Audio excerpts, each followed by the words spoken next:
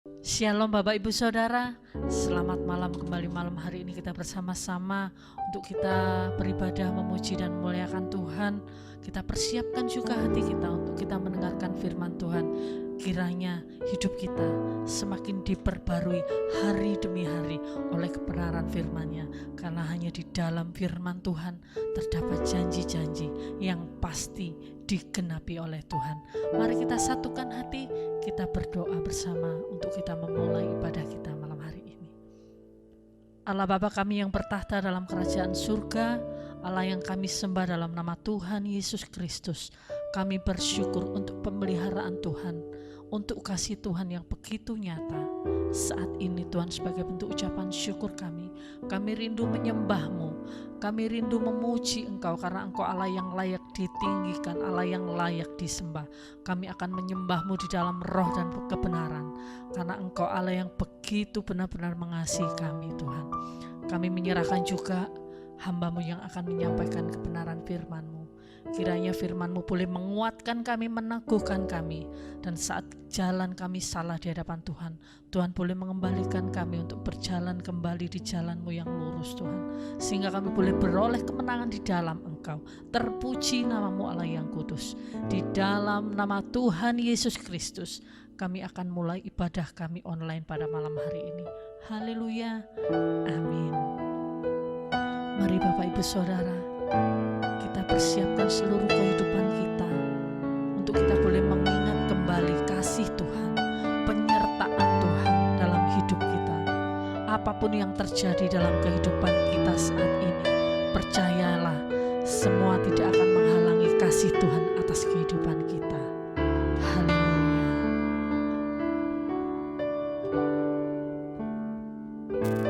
Semua harta di dalam dunia, semua tahta yang dapat tergapai takkan bisa menggantikan kasih Bapa. Semua karya yang telah terlukiskan, semua nada yang telah terdengar, takkan bisa menyaingi cinta-Mu sampai hari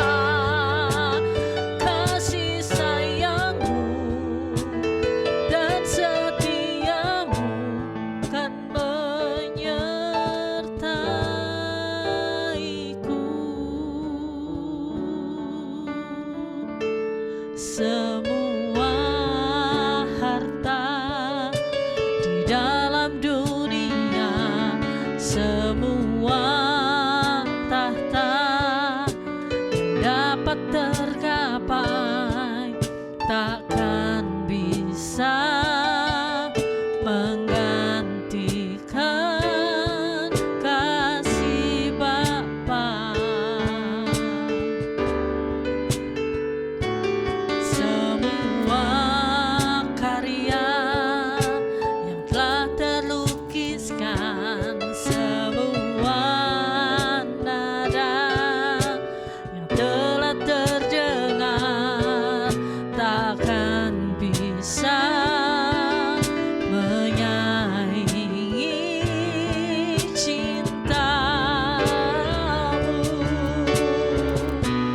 Sampai habis bumi berlalu, sampai siang malam menyatu, kan ku puja dan ku sembah Engkau, ya Bapakku, sampai namamu ditinggikan di setiap hati dan bangsa. Kasih sayangmu dan setiamu kan menyertaiku.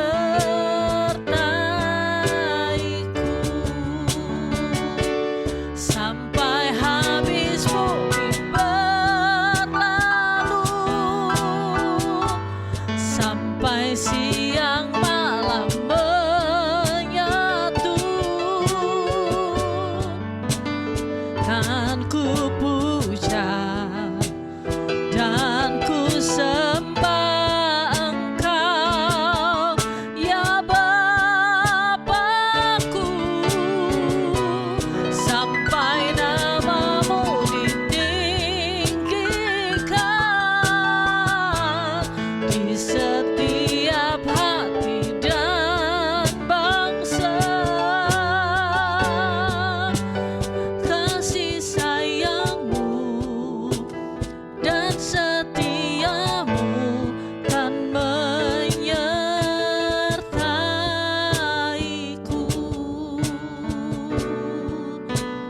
Kasih sayangmu dan setiamu kan menyertaiku. Kasih sayangmu dan setiamu kan menyertaiku.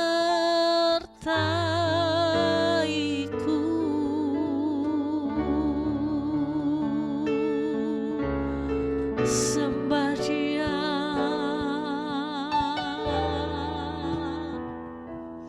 muliakan Yesus, Dialah yang baik. Haleluya. Haleluya.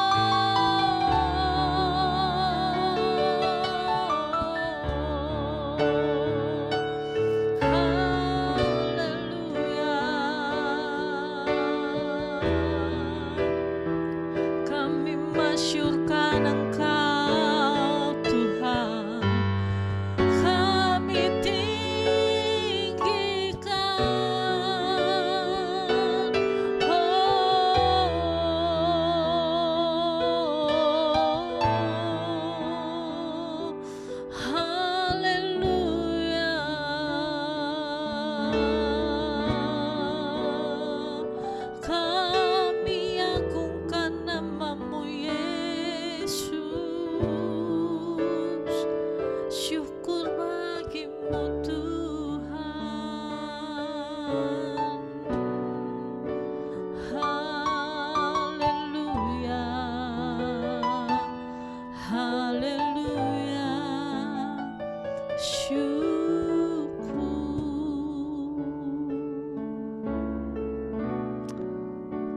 kasih Tuhan, kalau sampai pada malam hari ini pertolongan Tuhan tidak pernah berhenti dalam kehidupan kami. Sungguh Engkau sangat mengasihi kami Tuhan.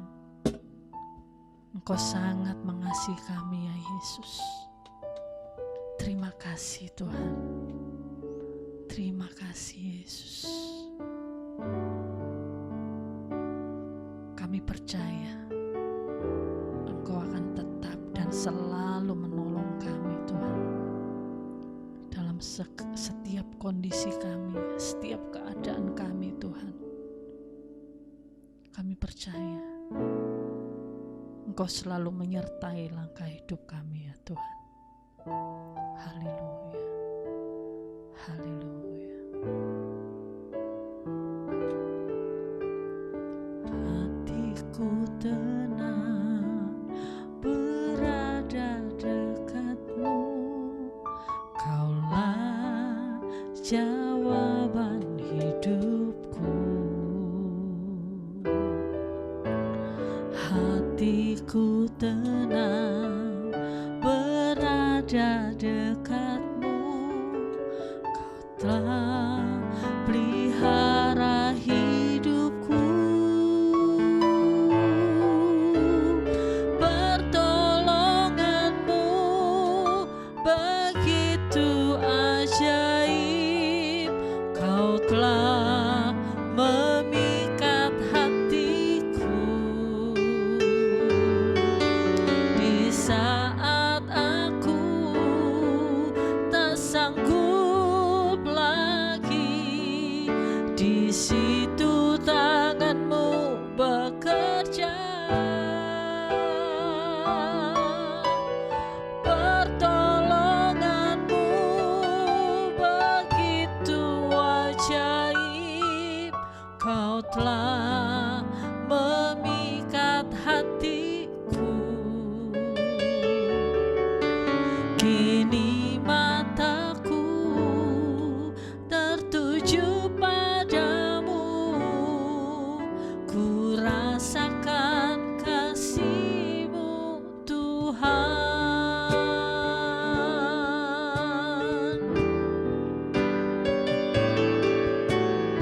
Hatiku tenang berada dekatmu, Kaulah jawaban hidupku.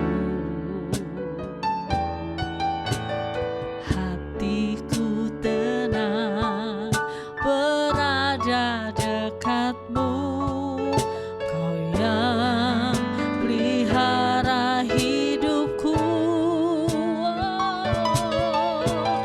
Pertolonganmu begitu ajaib, Kau telah memikat hatiku. Di saat aku tak sanggup lagi, di situ tanganmu bekerja. Pertolonganmu begitu ajaib, Kau telah memikat hatiku.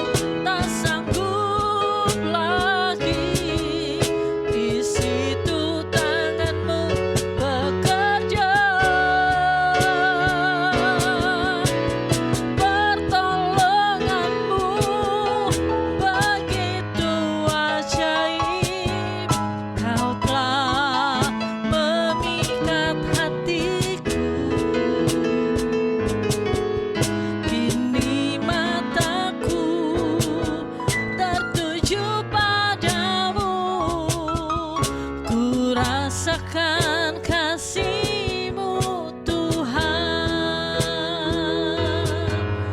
Kini mataku tertuju padamu, ku rasakan kasih-Mu Tuhan.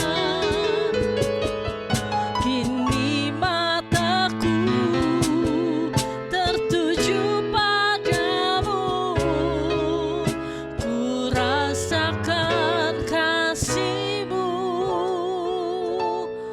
Tuhan.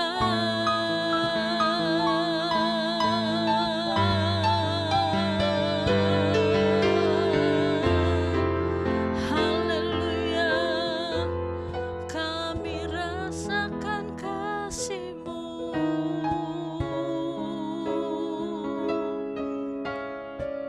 Pertolongan Tuhan selalu ada bagi kami. Kami percaya Engkau, kami percaya Engkau Tuhan. Haleluya.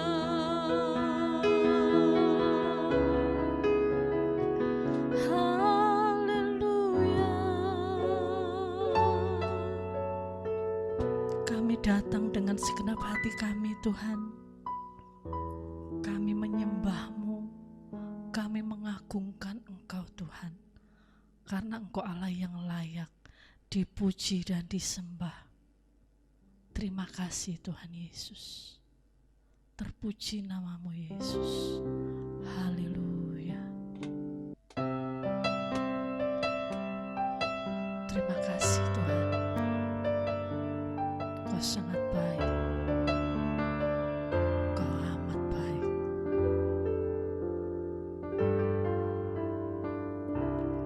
Bapakku datang menyembah-Mu di sini. Ku percaya Kau ada bagiku.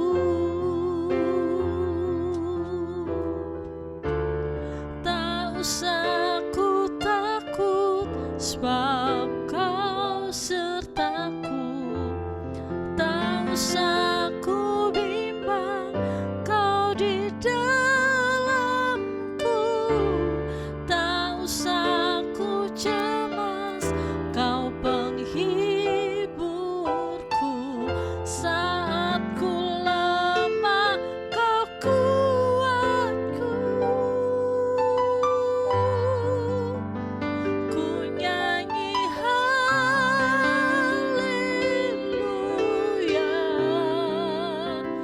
Ku nyanyi haleluya.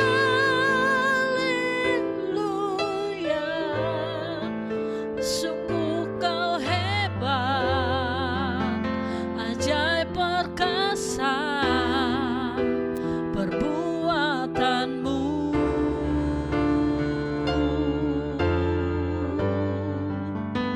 Ku nyanyi haleluya.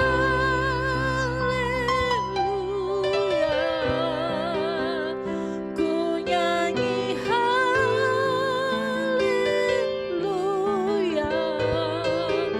Sungguh Kau hebat, ajaib perkasa perbuatanmu.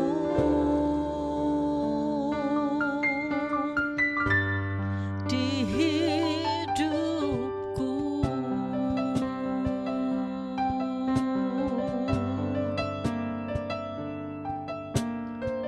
Terima kasih Tuhan. Kami mau datang kepadamu. Bapakku datang menyembah-Mu di sini. Ku percaya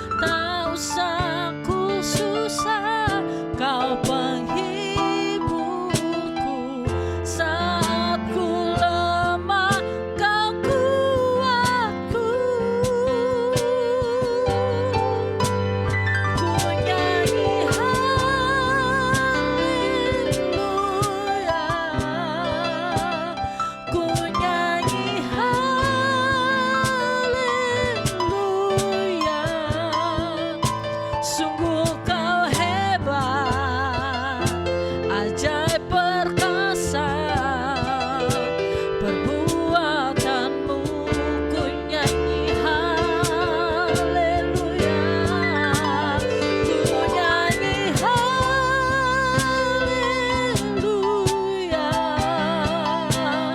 ku nyanyi haleluya. Sungguh kau hebat, ajaib perkasa, perbuatanmu ku nyanyi haleluya, ku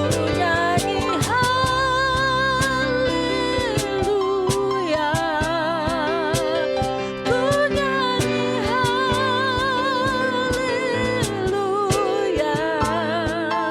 Sungguh kau hebat, ajaib perkasa, perbuatanmu. Sungguh kau hebat, ajaib perkasa, sungguh kau hebat, ajaib perkasa, perbuatanmu.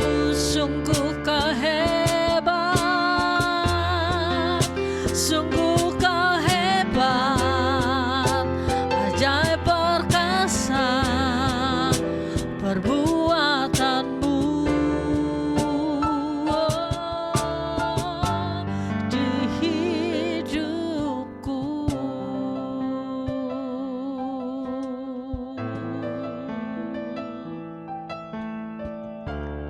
Perbuatan Tuhan selalu ajaib, selalu perkasa. Dari dulu, sekarang, sampai selama-lamanya. Kami bersyukur kami telah memuji dan memuliakan nama Tuhan. Saatnya kami rindu Tuhan, hati kami dikuatkan oleh kebenaran firman Tuhan, sehingga kami boleh semakin mengerti, kami boleh semakin memahami apa yang menjadi kehendak Tuhan dalam kehidupan kami saat kami berpegang pada kebenaran firman. Mari Tuhan, pakai hamba-Mu yang akan menyampaikan kebenaran firman-Mu. Engkau urapi, Engkau berkati, berikan hikmat-Mu ya Tuhan, agar setiap kebenaran yang disampaikan hanya berasal dari Engkau saja dan boleh mengubahkan seluruh kehidupan kami. Hati kami sediakan untuk firman-Mu ya Tuhan. Demi nama Yesus, kami siap mendengarkan firman Tuhan. Haleluya. Amin. Shalom. Hari ini kita masuk dalam bilangan seri yang ke-26 sambil mengingat terus supaya kita bisa hafal ya. Kitab Ulangan dimulai dari kitab Kejadian. Bangsa ini sudah dipilih oleh Tuhan, dan kitab Keluaran, bangsa ini ditebus dari Mesir dengan kemah tabernakel yang lengkap dan diinstruksikan dalam waktu sebulan untuk hidup dalam kesucian. Itu kitab Imamat. Dan kitab Bilangan dipersiapkan untuk memiliki tanah perjanjian setelah melewati 40 tahun di padang gurun. Jadi keadaannya Musa akan meninggal sebelum orang Israel bisa masuk tanah perjanjian.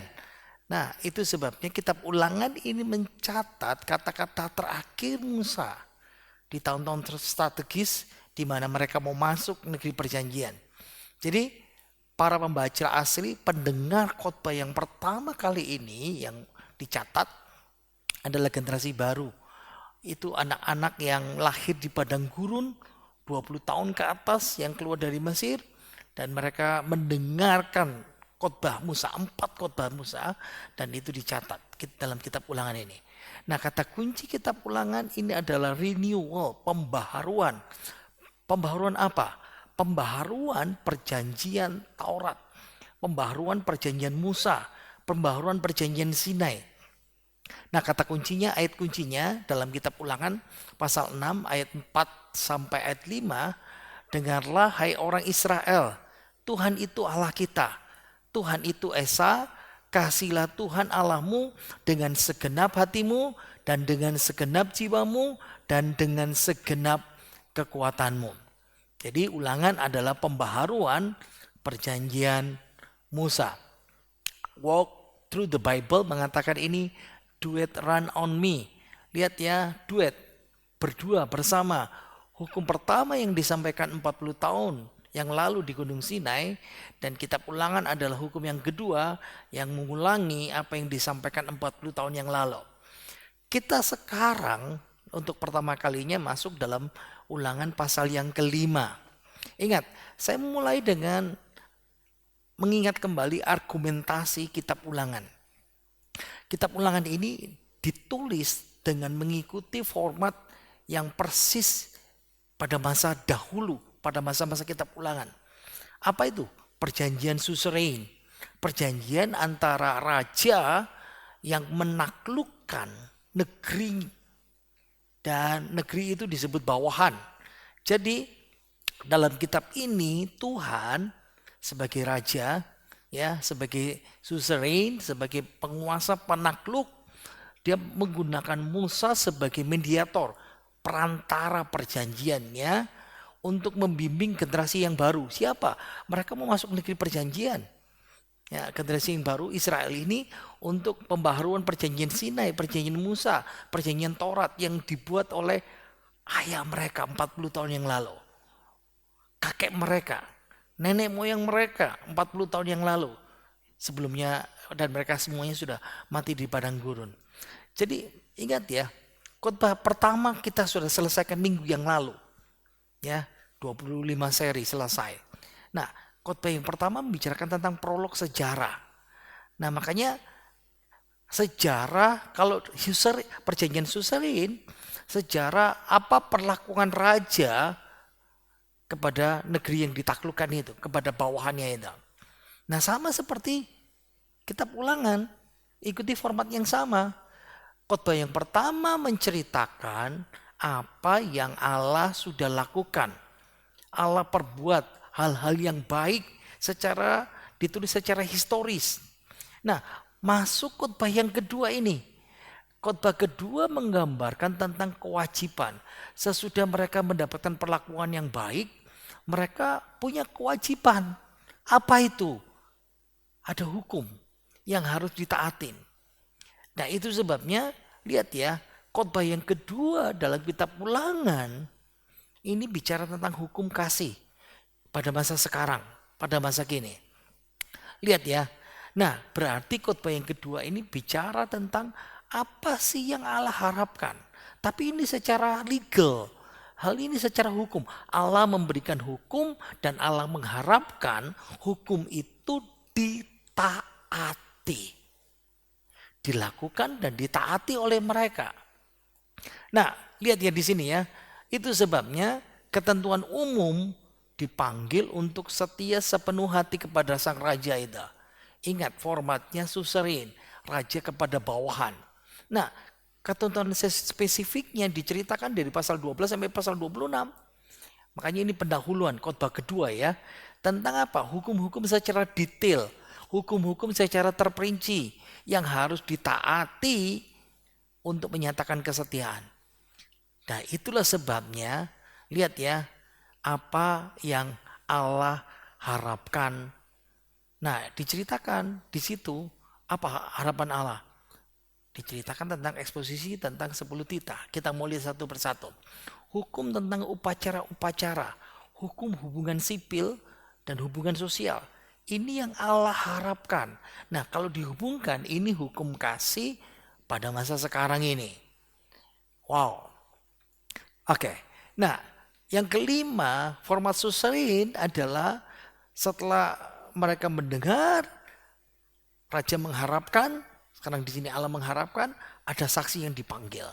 Nah, kalau bangsa kafir, mereka panggil dewa-dewa mereka, panggil ilah-ilah mereka menjadi saksi. Tapi beda karena orang Israel tidak punya dewa. Itu sebabnya dikatakan surga dan bumi dipanggil menjadi saksi. Nah, minggu lalu sudah dibahas. Ya, jadi bagian khotbah Musa, lihat ya, khotbah pertama pasal 1 sampai pasal 4 menggambarkan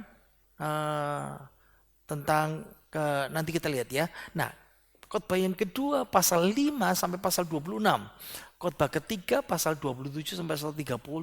Khotbah keempat pasal 31 sampai pasal 34. Nah, khotbah pertama bicara tentang sejarah apa yang Allah sudah lakukan, bicara pembukaan dan prolog. Khotbah kedua membicarakan secara legal, apa yang Allah harapkan secara hukum. Apa yang dibicarakan? Hukum secara umum, hukum secara khusus. Nah, ini yang kita pelajari. Khotbah ketiga bicara soal nubuatan tentang perjanjian digambarkan, dan khotbah keempat bicara kematian tentang perpisahannya Musa. Oke, kalau digambarkan seperti sekarang, Kristus adalah sang nabi dari semua itu. Oke, kita masuk khotbah Musa yang kedua sekarang. Pasal 4 ayat 44. Inilah hukum Taurat yang dipaparkan Musa kepada orang Israel.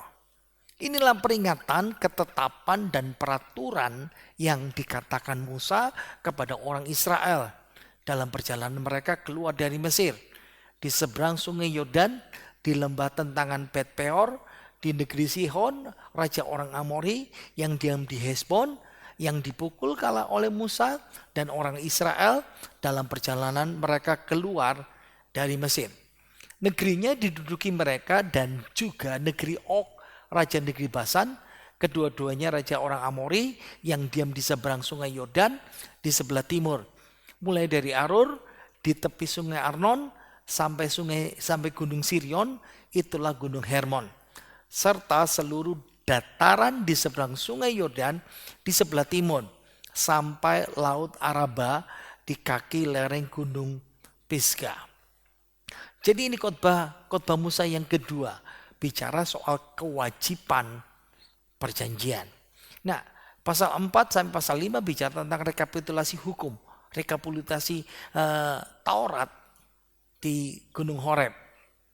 Apa sih rekapitulasi? Rekapitulasi itu ikhtisar, ya, ringkasan isi. Nah, hukum atau Taurat, hukum Allah atau Taurat Allah itu disampaikan di Gunung Horeb, di Gunung Tuhan, di Gunung Sinai.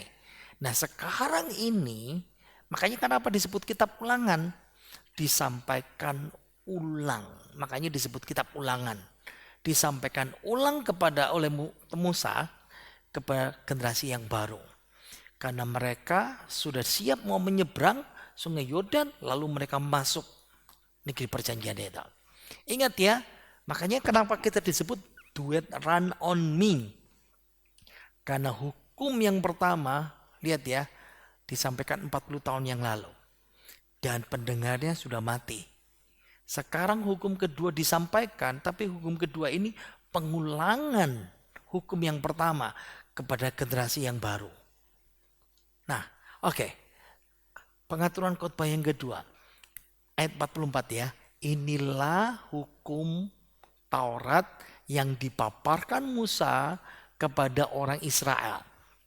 Nah, Musa mempaparkan kepada generasi yang baru itu Torah. Bahasa Indonesia Taurat ya. Terjemahan literalnya itu Taurat itu instruksi, hukum, instruksi. Bagaimana berjalan bersama Tuhan. Makanya Walk Through the Bible mengatakan ini do it run on me. Bagaimana berjalan bersama Tuhan dengan dua hukum yang diulangi itu seperti itu. Nah, berarti kalau orang Israel mau makmur secara individu, pribadi, atau secara nasional bangsa, kalau mau diberkati Tuhan, taat ketentuan hukum, perjanjian yang dinyatakan Tuhan lewat ketetapan hukum. Nah, ini mungkin penerapan buat kita ya, sederhana ini. Seringkali kita berkata, Tuhan berkati saya. Nah, pertanyaannya, engkau taat nggak peraturan Tuhan?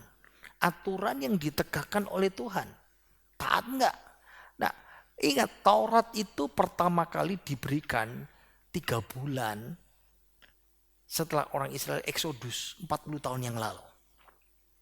Jadi ingat ya, ulangan bukan perjanjian yang baru. Ingat temanya, pembaharuan. Pembaharuan perjanjian yang sudah dibuat sebelumnya. Nah itu sebabnya jemaat yang sudah terbiasa, yang sudah mengikuti kitab Keluaran, Imamat, Bilangan, yang ikut di kelas Bible Class. Oh mungkin kita sudah 5-7 tahun ya kita belajar dari kitab Kejadian. Mungkin sudah berkata, ini pernah diungkapkan, oh ini pernah diajarkan. Ingat ya, karena itu kita ulangan. Ya, itu sebabnya kata kunci kitab Ulangan, ingat, renewal, pembaharuan. Kenapa? Lihat balik lagi. Kitab Ulangan bukan perjanjian baru, tapi pembaharuan perjanjian apa yang sudah dibuat sebelumnya. Ingat ya, ayat 45. Inilah peringatan, ketetapan, dan peraturan yang dikatakan kepada orang Israel dalam perjalanan mereka keluar dari Mesir. Di sini, di Gunung Sinai. 40 tahun yang lalu, pertama kali 3 bulan setelah mereka keluar dari Mesir, perjanjian itu dinyatakan di Gunung Sinai. Sekarang di kitab Ulangan, perjanjian itu diulangi lagi. Di tempatnya di sini.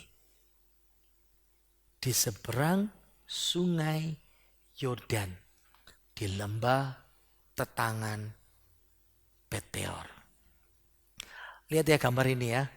Orang Israel berkemah di sini. Ini laut mati, ini sungai Yordan. Dan di sini mereka mengulangi perjanjian itu. Sama seperti gambar ini. Di tempat ini. Lokasinya di sini. Mereka siap menyeberang sungai Yordan. Lalu kota yang pertama mereka hadapi Yeriko kuno. Nah, kalau Yeriko modern itu sekarang di sini. Makanya tema kitab Ulangan adalah tema utama pembaharuan perjanjian Musa. Sebelum engkau masuk negeri perjanjian. Nah, ini penerapan buat kita sekarang. Ingat ya, dulu kita tidak punya. Kita janji sama Tuhan, kita mau setia. Kita mau sungguh-sungguh. Kita mau pegang janji Tuhan. Kita mau megang perjanjian Tuhan. Tapi waktu diberkati, masih ingat tak janjinya sama Tuhan? Oke, pasal 5 ayat yang pertama. Musa memanggil seluruh orang Israel berkumpul dan berkata kepada mereka, dengarlah hai orang Israel, ketetapan dan peraturan yang pada hari ini ku pendengarkan kepadamu, supaya kamu mempelajarinya dan melakukannya dengan setia. Tuhan Allah kita telah mengikat perjanjian dengan kita di Horeb. Bukan dengan nenek moyang kita, Tuhan mengikat perjanjian itu. Tetapi dengan kita. Kita yang ada di sini pada hari ini. Kita semuanya yang masih hidup.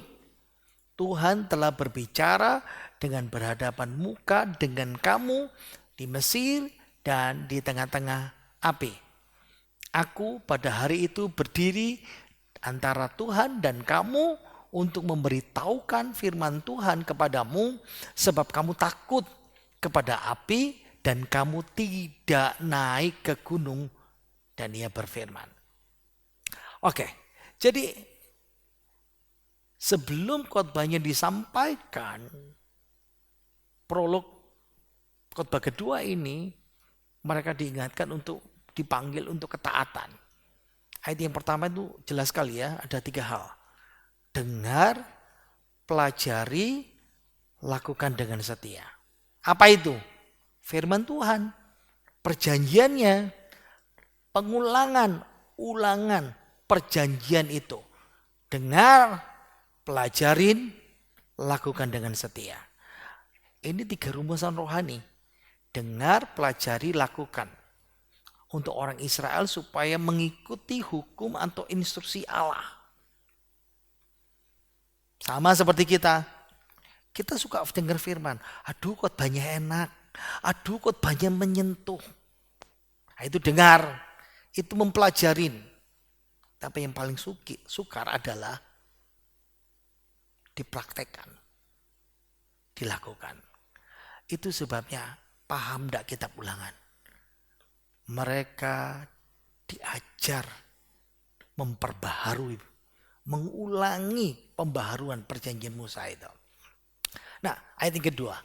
Tuhan Allah kita telah mengikat perjanjian dengan kita di Horeb. Nah, ketaatan itu tidak secara sesekali, insidental. Tapi ketaatan itu Tuhan minta mutlak. Seterusnya, mengikat. Kenapa? Itu untuk kelangsungan hidup bangsa Israel. Sama seperti kita lah. Kita jadi orang Kristen, orang percaya, diselamatkan Tuhan. Tuhan mengikat kita dengan namanya hukum kasih. Bukan Taurat. Tapi ketaatan kepada hukum kasih itu bukan sesekali. Kalau kita senang, kalau kita lagi gak bad mood, kalau kita lagi ada duit, kalau kita lagi gak susah, kalau kita lagi cocok hati aja. Enggak. Ketaatan itu kewajiban yang mengikat karena nilainya covenant. Covenant itu perjanjian. Sama seperti kalau bangsa Indonesia punya perjanjian dengan bangsa Malaysia, tetangga kita. Itu namanya covenant. Ada ikatan yang harus dilakukan dan apa hak dan kewajibannya. Seperti itu. Ayat yang ketiga. Nah, perjanjian itu disebut apa? Bukan dengan nenek moyang kita Tuhan mengikat perjanjian itu. Tetapi dengan kita. Kita yang ada di sini pada hari ini. Kita semuanya masih hidup. Nah, faktanya, tunggu dulu ya. Hampir, kalau saudara ingat gambar peta tadi itu, generasi pertama yang keluar dari Mesir, generasi pertama yang sampai 3 bulan tiba di Gunung Sinai, di Gunung Horeb, mereka dengar perjanjian yang pertama, 40 tahun yang lalu. Tapi masalahnya, generasi yang pertama itu nggak ada sekarang, udah hadir. Kenapa? Karena mereka sudah mati. Yang ada cuma 2. Yosua sama Kaleb. Yang lain nggak ada. Kenapa ayat 3 ini? Lihat ya. Perjanjian itu bukan nenek moyang kita. Tapi dengan kita yang hadir. Nah, masalahnya anak-anak itu nggak ada dulu. Nah, poin utama ayat ini mengatakan bahwa Tuhan Allah kita itu buat perjanjian di Horeb bukan dengan leluhur yang sudah mati. Jadi di sini Allah mengajar mereka, instruksi mereka, perjanjian yang diulangi sekarang ini, perjanjian yang diulangi hari ini, itu untuk mengatur orang yang hidup, bukan orang yang mati. Masih ingat enggak? Minggu lalu, 2 minggu lalu saya sampaikan khotbah. Minggu lalu, ya kemarin minggu. Iman dalam kardus. Allah, Yesus mengajari murid-muridnya punya iman. Tapi dari kisah Alkitab itu Allah juga mengajari kita. Ingat ya. Nah, generasi yang baru ini dipanggil untuk komitmen. Komitmen apa? Pembaruan hubungan perjanjian dengan Tuhan. Dulu mereka tidak hadir. Dulu mereka nggak tahu. Mungkin dulu mereka masih anak-anak. Dulu yang terima papa-papa mereka. Dan papa-papa mereka sudah tidak ada. Tapi sekarang dipanggil Tuhan. Ya, waktu itu di Sinai melalui sebuah upacara perjanjian Allah meresmikan Israel dari budak jadi bangsa di bawah pimpinannya. Ingat ya, minggu lalu masih ingat kata kunci kitab Ulangan, pembentukan suatu bangsa. Oke, kita teruskan ya. Nah, semua ini Allah lakukan untuk memenuhi janjinya kepada para leluhur Abraham, Ishak dan Yakub dan kepada orang tua mereka. Nenek moyang leluhur mereka sudah meninggal. Tidak lihat perjanjiannya, tidak lihat penggenapan, tapi generasi yang baru ini diistimewakan. Walaupun mereka tidak hadir 40 tahun lalu di Sinai, tapi kamu termasuk karena kamu juga menerima realisasi berdirinya kerajaan itu. Nah, Musa punya hak juga untuk mengatakan ini karena dia pengantara, mediator perjanjian itu.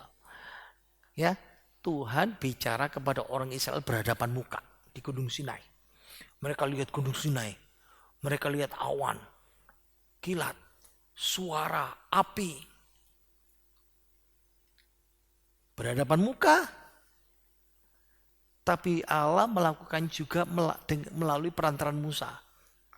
Ayat 5, aku pada waktu itu berdiri di antara Tuhan dan kamu.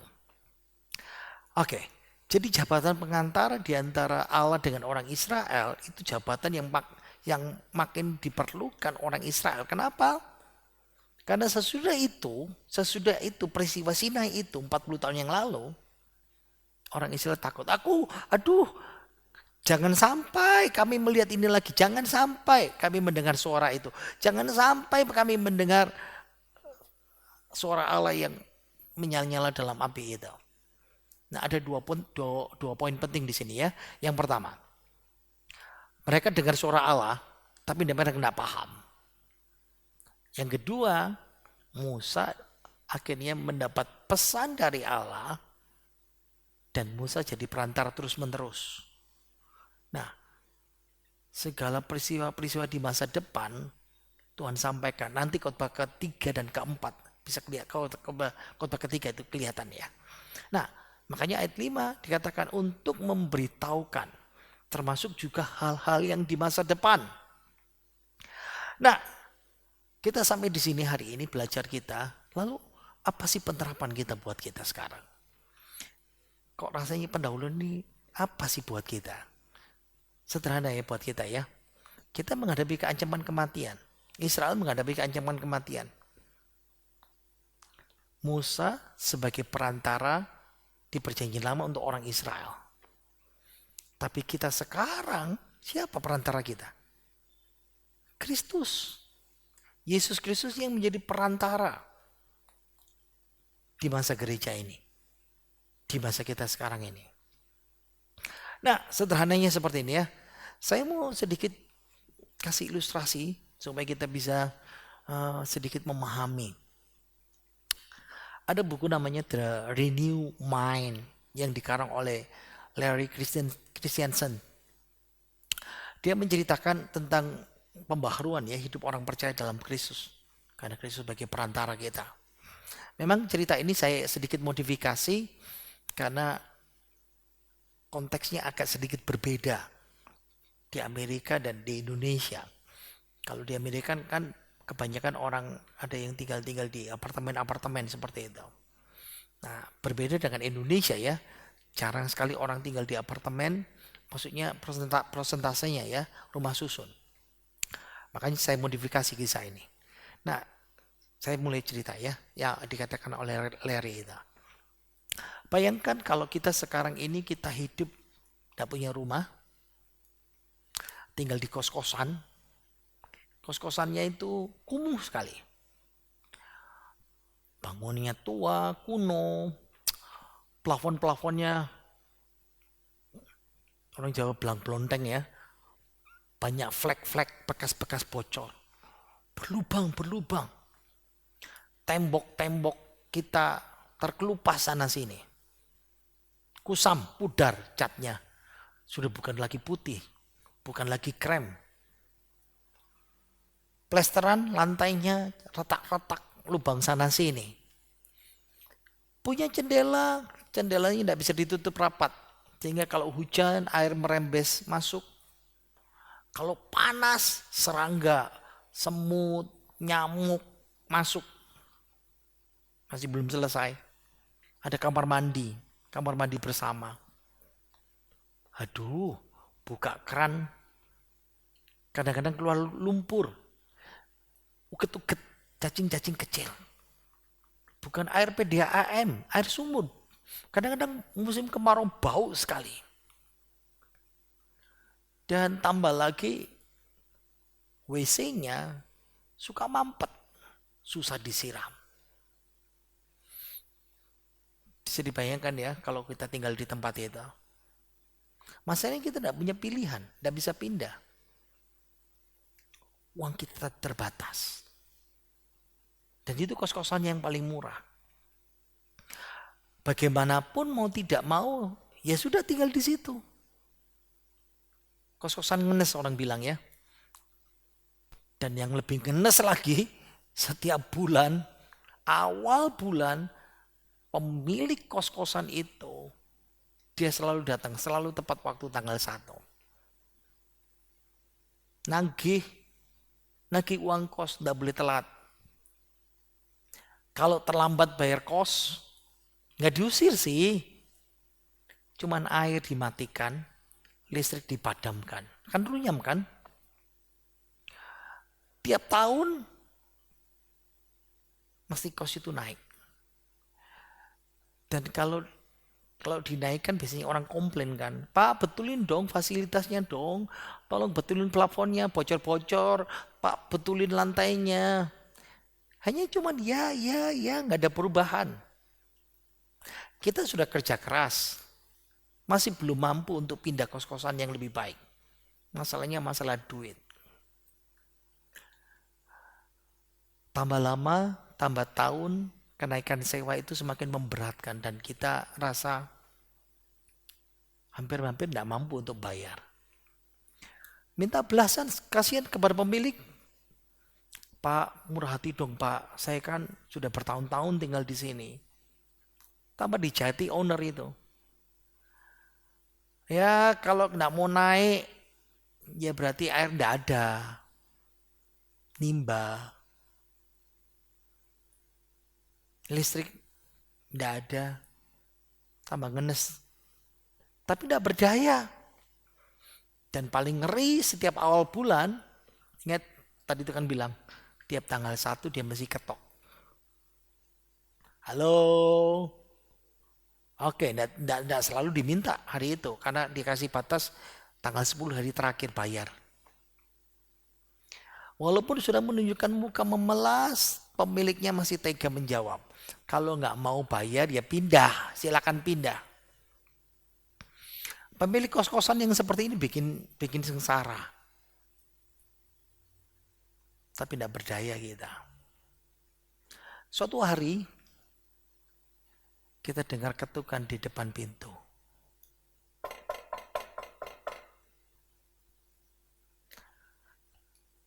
Tanggal 1, tanggal 2. Udah ada duit untuk bayar.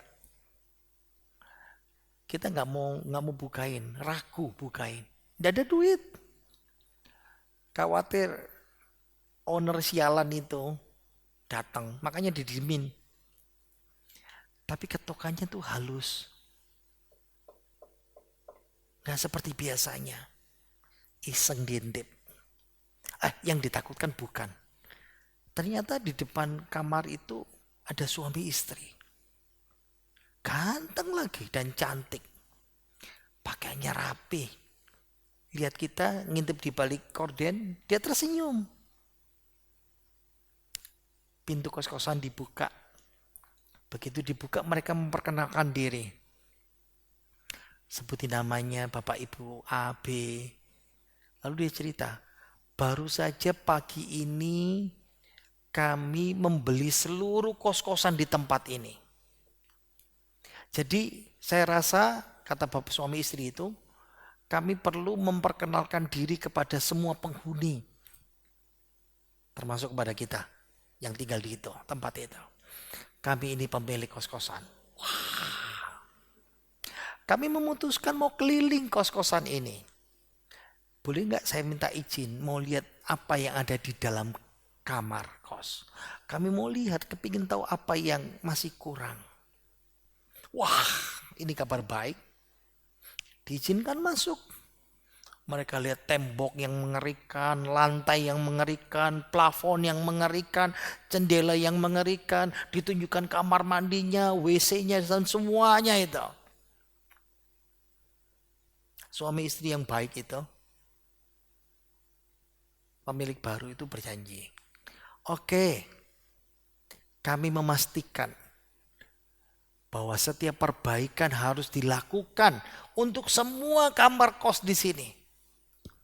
Tidak boleh ada yang terlewatkan dan akan segera kami lakukan minggu ini.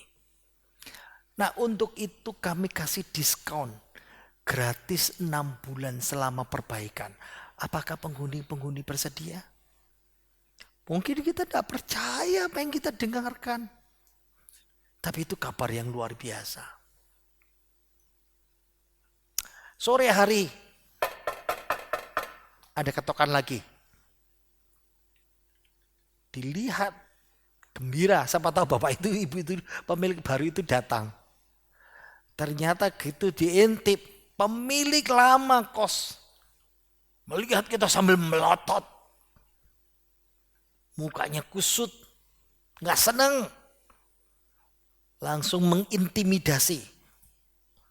Ada tambahan uang kos ekstra. Harus bayar ini, bayar itu, tambahan.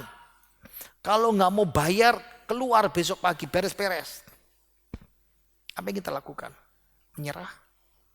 Ancaman, intimidasi itu? Udah bayar saja lah, atau lapor polisi.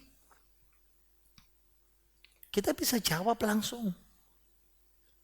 Anda bukan pemilik lagi.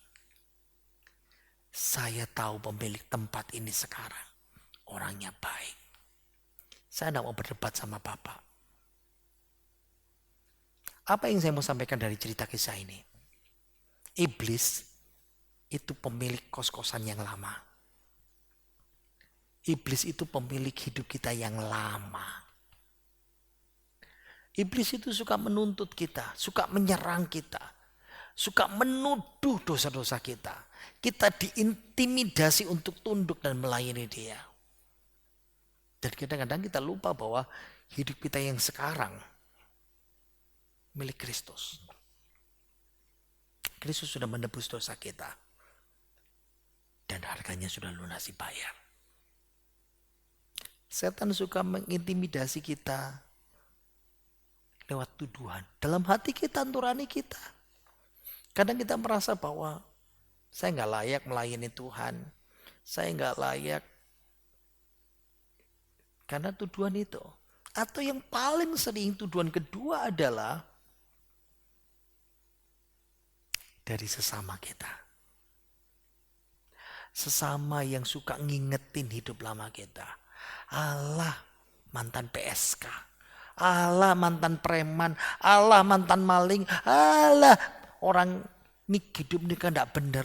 Ini orang kawin cerai. Ini laki-laki bejat. Ini wanita nakal. Ingat kita sudah dibaharui dalam Kristus. Kristus menjadikan kita orang baru.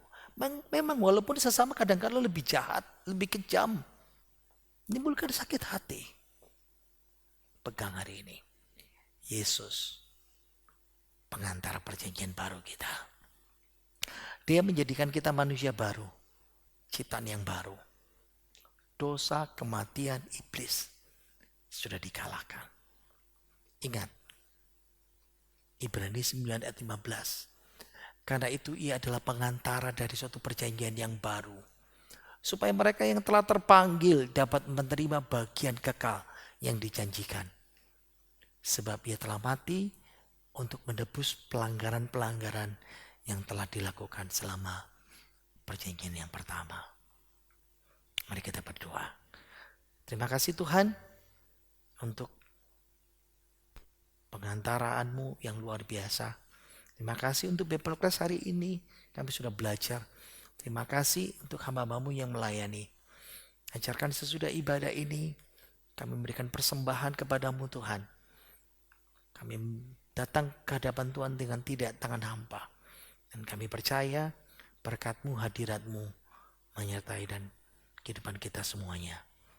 Terima kasih Tuhan. Engkau berkati kami semuanya. Berkati anak cucu menantu kami. Berkati usaha pekerjaan kami. Berkati hidup kami. Berkati ibadah dan pelayanan kami. Berkati gereja kami. Dan berkati seluruh sidang jemaat-Mu semuanya. Saudara-saudaraku, mari kita terima berkat yang melimpah. Berkat rohani jasmani. Berkat dari Bapa Putra Roh Kudus. Berkati hidup kita sekarang sampai selama-lamanya. Dalam nama Tuhan Yesus, haleluya. Amin. Jangan lupa memberikan persembahan dengan menambahkan Rp1 sebagai tanda bahwa itu persembahan kita di hari Jumat Bible Class ini. Di nomor rekening ini ya. Ya, Tuhan berkati kita semuanya.